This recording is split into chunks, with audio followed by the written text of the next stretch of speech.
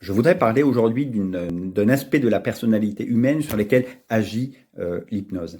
C'est un concept développé par des philosophes et la PNL qui est que notre représentation de la réalité n'est pas la réalité. En PNL, on dit la carte n'est pas le territoire.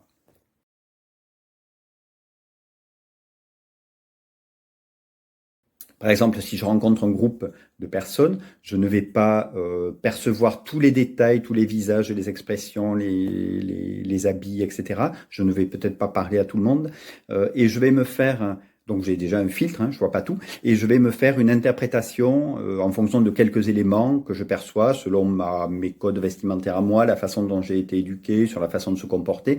Je vais interpréter et me faire un jugement basé sur une perception limitée.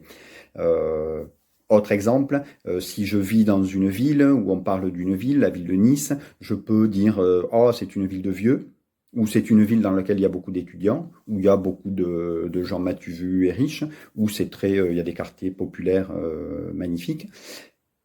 Ça dépend de moi, ça dépend de ce que je vois. Je connais pas les 200 000 ou 300 000 habitants de Nice, et en soi, c'est très bien, c'est pas un problème. Si je vis à Nice, que j'aime cette ville, le quartier où je vis, parfait. Si je vis à Nice, que j'aime pas, parce qu'il y a trop de vieux, et que je vais en partir, parfait.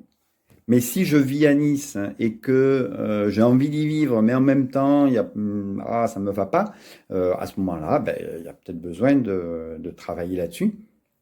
Et une des façons, c'est d'élargir ma perception de cette réalité. C'est pas de la transformer forcément, mais c'est de l'élargir.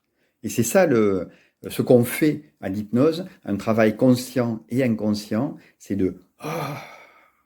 d'augmenter notre vision du monde et de la réalité.